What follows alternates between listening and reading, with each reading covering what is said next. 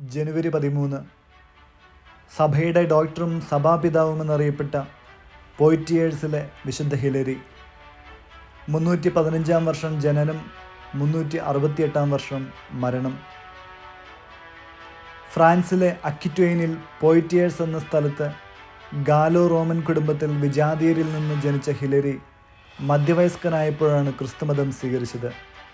വക്കീലന്മാരുടെയും പാമ്പിൻ വിഷബാധയേറ്റവരുടെയും മധ്യസ്ഥനെന്നുകൂടി Hillary അറിയപ്പെടുന്നു. Bible പാരായണമാണ് മാനസാന്തര കാരണമായി തീർന്നത്. താൻ അറിഞ്ഞ ക്രിസ്തുവിനെ തൻ്റെ ഭാര്യയ്ക്കും മകൾക്കും പകർന്നു കൊടുക്കുകയും അവരെയും ക്രിസ്തുമതത്തിൽ ചേർക്കുവാനും വിശുദ്ധ ഹിലരിക്ക് കഴിഞ്ഞു. ആര്യനിസം ശക്തമായിരുന്ന ആ കാലത്ത് ക്രിസ്ത്യാനിയായ ശേഷം പാഷണ്ഡികളോടും യഹൂദരോടുമൊപ്പം ഭക്ഷണം കഴിക്കുന്നതുവരെ നിർത്തി. സത്യദൈവമായ ക്രിസ്തുവിനെ മനസ്സിലാക്കിയപ്പോൾ ക്രിസ്തു ശിഷ്യനായ ഹിലരി പതിയെ ആ വെറുപ്പ് അവസാനിപ്പിച്ചു. ക്രിസ്തുവിനെ പോലെ കരുണയോടെ എല്ലാവരെയും നോക്കിക്കാണുവാൻ പരിശീലിച്ചു. 353 സ്വദേശത്തെ മെത്രാനായി അഭിഷേചിക്കപ്പെടുകയുണ്ടായി. പൗരോഹിത്യം സ്വീകരിച്ച ശേഷം വൈവാഹിക സന്തോഷം വേണ്ടെന്ന് വെച്ചു. അവരുടെ ഏക മകൾ അപ്ര പിതാവിൻ്റെ നിർദ്ദേശപ്രകാരം കന്യകാസ്ത്രീയായിത്തീർന്നു. ജീവകാരുണ്യ പ്രവർത്തനങ്ങളിൽ പേരുകേട്ടവളും പിതാവിനെ പോലെ ദൈവസ്നേഹത്തെ തൻ്റെ ജീവിതം കൊണ്ട് പോയിറ്റിയേഴ്സ് നിവാസികൾക്ക് വെളിപ്പെടുത്തി കൊടുക്കുകയും ചെയ്തു. തൻ്റെ 16-ാമത്തെയോ 17-ാമത്തെയോ വയസ്സിൽ അവൾ ഈ ലോകത്തോട് വിട പറഞ്ഞു. ആ ദേശക്കാർക്ക് ഒരു നന്മ നിറഞ്ഞ കന്യകാസ്ത്രീയെയും വിശുദ്ധയെയുമാണ് ആ കുടുംബം നൽകിയതെന്ന് ചരിത്രം രേഖപ്പെടുത്തുന്നു. കോൺസ്റ്റാൻസിയൂസ് ചക്രവർത്തിയുടെ പിന്തുണയോടെ ആര്യൻ പാഷണ്ഡത താഴ്ച വളരുന്ന ഒരു കാലമായിരുന്നു അത്. ഫ്രാൻസിലേക്കുള്ള അതിൻ്റെ നുഴഞ്ഞുകയറ്റത്തെ തടയാൻ പല പ്രാദേശിക സുനഗദോസുകളിലും ആര്യൻ മെത്രാന്മാരുടെ ഭൂരിപക്ഷത്തെ അഭിമുഖീകരിക്കേണ്ടി വന്നു. അവർ ചക്രവർത്തിയെക്കൊണ്ട് ഹിലരിയെ 3.5 കൊല്ലത്തേക്ക് നാട് കടത്തിച്ചു. അക്കാലത്താണ് പരിശുദ്ധ തൃത്വത്തെപ്പറ്റിയുള്ള തൻ്റെ മഹാഗ്രന്ഥം അദ്ദേഹം രചിച്ചത്.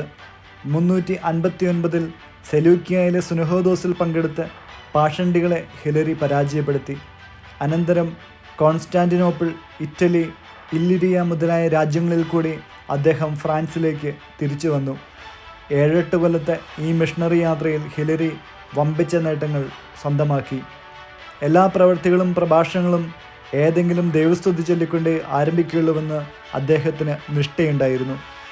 ദൈവനിയമങ്ങളെപ്പറ്റി രാപകൽ ധ്യാനിച്ചും പ്രാർത്ഥിച്ചും കൊണ്ടാണ് അദ്ദേഹം ജീവിച്ചിരുന്നത്. സർവ്വപ്രവൃത്തികളും ദൈവസ്തുതിയെ ലക്ഷ്യമാക്കി ചെയ്തുകൊണ്ടിരുന്നു. മർദ്ദനങ്ങളെയും രക്തസാക്ഷിത്വത്തെയും സദാ സ്വാഗതം ചെയ്തുകൊണ്ടിരുന്ന ഹിലരി നിർഭയനായി സത്യത്തെ അനുധാവനം ചെയ്തു പോന്നു.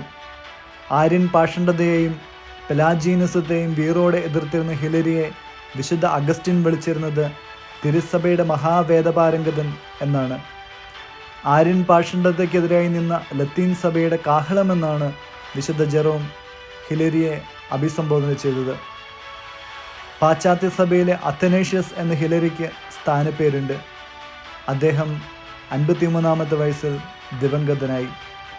1851 പിയൂസ് 9 മാർപ്പാപ്പ അദ്ദേഹത്തെ വേദപാരംഗതനായി പ്രഖ്യാപിച്ചു. ഹിലരി എന്ന പദത്തിന് സന്തുഷ്ടൻ എന്നാണ് അർത്ഥം. സന്തോഷത്തോടെ നിർഭയം അദ്ദേഹം തിരുസഭയെ സേവിച്ചു.